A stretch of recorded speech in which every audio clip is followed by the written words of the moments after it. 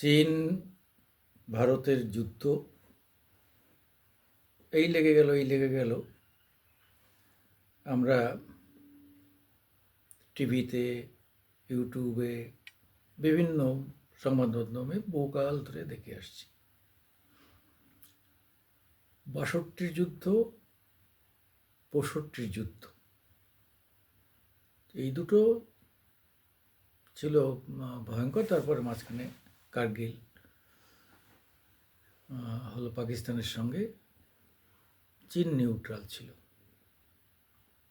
তো সব মিলিয়ে আমরা যদি বলি যতবারই যুদ্ধ হয়েছে খুব বেশি কিছু হয়নি, কিন্তু তার একটাই কারণ, এই কোনো উন্নত দেশ যুদ্ধ করতে চায় না। আমরা বাংলাদেশ চাইতে পারে, কেন তার তো সব শেষ, ফলে ও একটু যুদ্ধ খেলা খেলতে পারে, খেলে আরও সর্বনাশ হবে, তাতে ওদের কিছু যায় আসে না। কিন্তু বাংলাদেশের সঙ্গে বাংলাদেশ যদি আমাদের সঙ্গে যুদ্ধ করে, ক ঘন্টা টিকবে না টিকবে সেটাও প্রশ্ন পড়ে। কথাটা হচ্ছে, অনেকে বলছে না পাকিস্তান ওদিকতে সাহায্য করবে, পাকিস্তানের আছেটা কি? পাকিস্তান একদিন যদি যুদ্ধ করতে যে মানে পেট্রোল খরচ হবে, বাংলাদেশ একটা দিনে যুদ্ধের বিমান উড়াতে, নৌবহর আর গাড়ি ঘোড়া চালিয়ে যে পরিমাণ তেল লাগবে, মানে পেট্রোল ডিজেল,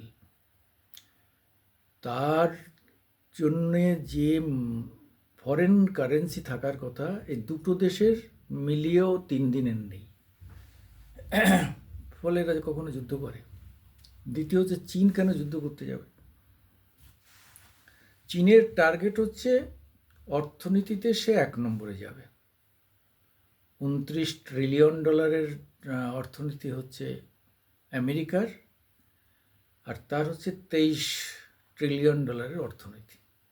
সেও ওই 29 ডলারকে চেস করছে টপকে যাওয়ার জন্য। আর তো ধারে কাছে কেউ নেই, দুজনের লড়াই তো এই দুজনার, আর যারা আছে তারা অনেক অনেক পিছনে। ফলে আজকে চীন একটা যুদ্ধ, কোনো যুদ্ধেই যদি যায়, তাহলে তার তো লক্ষ কোটি টাকা খরচ করতে হবে, নষ্ট হবে। তার যানবাহন, তেলে খরচ, খাবারে খরচ, তারপরে যে কোনো 10টার মধ্যে তার সে 10টা দিয়ে 20টা ভাঙলেও তার তো 10টা ক্ষতিগ্রস্ত হবে। যে তার দাম কত, এবং ক্ষতিগ্রস্ত হলে তাদের রিপেয়ারিংয়ে কত টাকা খরচ হবে। কেন যুদ্ধ করতে যাবে? পাগল। কোনো সুস্থিত অর্থনীতি যুদ্ধ করে না। মিডিল ইস্টের ব্যাপারটাকে, মিডিল ইস্টের তো অর্থনীতি তেল নির্ভর, সে জানে তেল বেচবে, প্রচুর টাকা আসবে, আর সেইটা নিয়ে তাদের বংশ পরম্পরায় যে কারবার, সেইটা নিয়ে গোলমাল। ওখানে রেবেলরা ওই তেলের খনি নিতে বা ওই টাকা পয়সার জন্যেই ওখানে রেবেল তৈরি হয়। শিক্ষা নেই, দীক্ষা নেই, তাদের তো কোনো কাজ নেই, এসব করে। কিন্তু তাদের তো তাদের ক্ষতি হয়। এক একটা দেশ, ছোট্ট একটুখানি দেশ ইসরায়েল, আজকে 10টা বড় বড় আরব কান্ট্রির দেশকে নাকানি আর চুবানি খাচ্ছে। কেন? অর্থ দিয়ে। তারা যে কেউ কিনে নিতে পারে ইসরায়েলকে, কিন্তু না, অর্থ গিলে খেলে তো হবে না। উন্নত বৈজ্ঞানিক প্রযুক্তি, যেটা ওই 90 লক্ষ ইহুদি সারা পৃথিবীতে 1 নম্বরে, তাদের বুদ্ধিবৃত্তির জন্যে, তাদের ব্রেনের জন্য, মস্তিষ্কের জন্যে। আপনারা যা নতুন লেটেস্ট কিছু আবিষ্কার দেখবেন, যদি 10টা আবিষ্কার হয়, তার মধ্যে 6টাই হচ্ছে ইসরায়েলের আবিষ্কার, আর 4টে অন্যদের।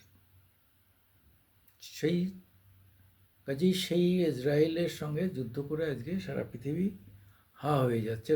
আমেরিকাকেও পাত্তা দিচ্ছে না ইসরায়েল, এত তার ভয়ঙ্কর শক্তি।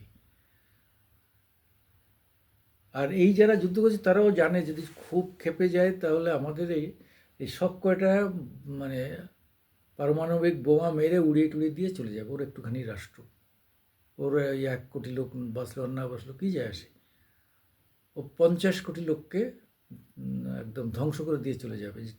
জাপানের হিরোশিমা আর নাগাসাকি দুটো বোমা পড়েছিল, তাতে এই জাপান কত বছর মানে কেঁদে বেরিয়েছে, এখনও সেখানে রের ফলে অনেক রকম রোগ হয়। আর তখন যে বোমা ফেলা হয়েছিল এখন ওই সব খেলনা বোমার মতো হয়ে গেছে।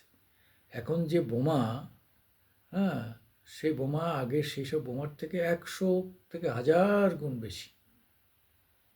অর্থাৎ তার একটা হলে একটা দেশ ধ্বংস হয়ে যেতে পারে। তুমি ভাবো আজকে ভারত বা চীনের উপর বোমা মেরে চীন বা ভারতকে ধ্বংস করতে গেলে 200 বোমা লাগবে, আর বাংলাদেশকে শেষ করতে 1টা থেকে 2টো বোমা লাগবে, পাকিস্তানকে শেষ করতে 1টা থেকে 2টো বেশি বোমা লাগবে না। তাহলে বোঝা গেল আজকে তুমি যদি 10টা বোমা ভারতের পরে ফেলো, 10টা শহর নষ্ট হয়ে গেল। কিন্তু ভারত 144 কোটির দেশ, হ্যাঁ, তার বিশাল ভূখণ্ড, তাকে নিশ্চিহ্ন করতে পারবে না। কিন্তু তুমি 55,000 কিলোমিটার, তুমি তো শেষ হয়ে যাবে। তুমি একটা বোমাতেই শেষ, পুরো দেশটা দলিয়ে পাকিয়ে এরকম হয়ে গোল হয়ে যাবে, সব মানুষ মরে যাবে। সেই নিক্সন ভয় দেখিয়েছিল না 65 না 62 যুদ্ধে, অটল বিহারী বাজপেয়ীকে বলেছিল, এটা মানে সম্ভবত কার্গিল যুদ্ধে বলেছিল যে আপনি ওই 71 সত্যিকার না, 71 যুদ্ধ তো ইন্দিরা গান্ধী, হ্যাঁ ইন্দিরা গান্ধীর সময়।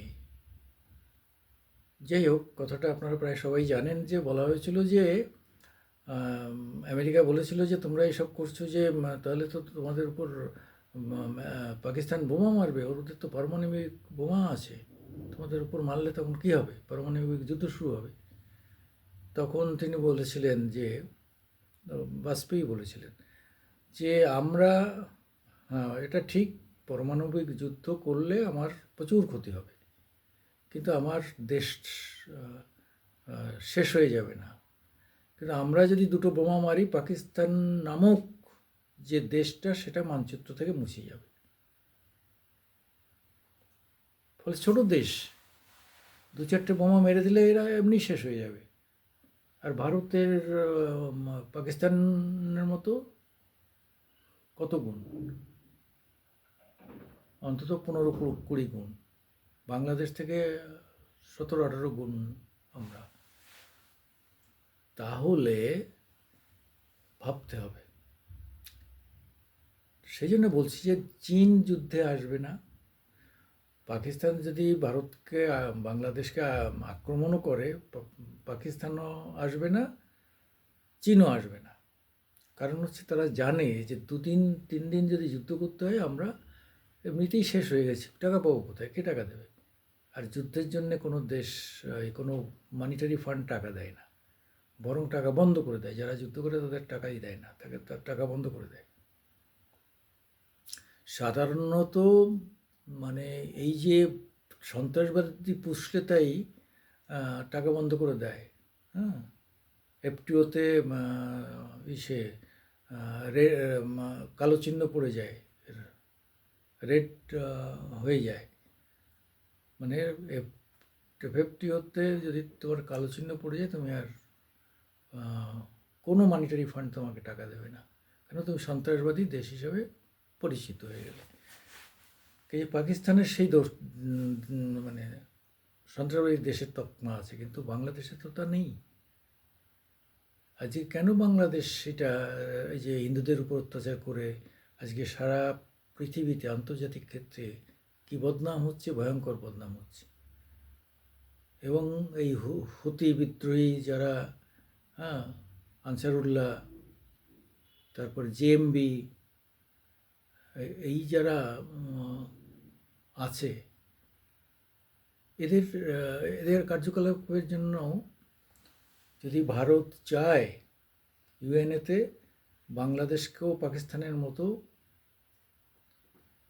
কান্ট্রি ঘোষণা করা হোক, হ্যাঁ, সন্ত্রাসবাদীদের আশ্রয় দেওয়া কান্ট্রি। কারণ জৈশ মোহাম্মদ এখন ফোন করছে ইউনুসকে, হ্যাঁ, তাদের কথাবার্তা হচ্ছে। তাই যদি হয় তাহলে বাংলাদেশকেও তো আমরা বলবো সন্ত্রাসবাদী রাষ্ট্র হিসেবে ঘোষিত করা হোক। তাহলে সব মনিটারি ফান্ড থেকে আরম্ভ করে সব জায়গায় এফএফটিওকে বলবো একে ব্ল্যাক লিস্টেড করে দিতে। তাহলে ইউএনএ থেকে আরম্ভ করে সব জায়গায় একটা ছাপ লেগে যাবে, আমাদের কিচ্ছু করতে হবে না, আমাদের যুদ্ধও করতে হবে না। শুধু বাংলাদেশ যদি হিন্দুদের উপর অত্যাচার না করো, শুধু আমরা ইউএনএতে যে বলে দেবো এটাকে সন্ত্রাসবাদী রাষ্ট্র হিসেবে ঘোষণা করা হোক। এত লোককে খুন করেছে ঠান্ডা মাথায়, আর 42 থেকে 50টা এরকম আউটফিট ওখানে, সন্ত্রাসবাদী সংগঠন ওখানে অ্যাক্টিভ। তো আমরা বললে ওদের তো লোক রয়েছে, ওরা তো জানে, ইন্টারন্যাশনালি সবাই জানে কারা কারা ওখানে অপারেট করছে, কারা কারা হিন্দু তথা সংখ্যালঘুদের মারছে, চাকমাদের মারছে, পাহাড়িদের মারছে, খুন করছে, তাদের ঘরবাড়ি জ্বালিয়ে দিচ্ছে, লুট করছে, তো সবই জানা। তাহলে পাকিস্তানের সঙ্গে সঙ্গে পাকিস্তান সহোদরা বাংলাদেশকেও আমরা সেই জায়গায় দেখে দিতে পারি, কিন্তু আমরা চাইছি না। কেন, বাংলাদেশের একটা সুন্দর অর্থনৈতিকভাবে উন্নতি করছিল শেখ হাসিনার হাত ধরে। দেখা যাক, আমরা আর একটা মাস আছে তো, যদি হাসিনাকে আমরা ভারতে ফিরিয়ে দিতে পারি, দিয়ে আবার দাঁড় করিয়ে দিতে পারি, তাহলে বাংলাদেশকে আবার পুনর্গঠনের জন্য আমরা সবাই মিলে হাত লাগাবো। আসুন, আমি সুকুমার দেবনাথ, আমার আজকের দিন ইউটিউবে আপনারা যদি একটু সাহায্য করেন, এই আর কি। হ্যাঁ, নমস্কার, আদাব, সত শ্রী অকাল।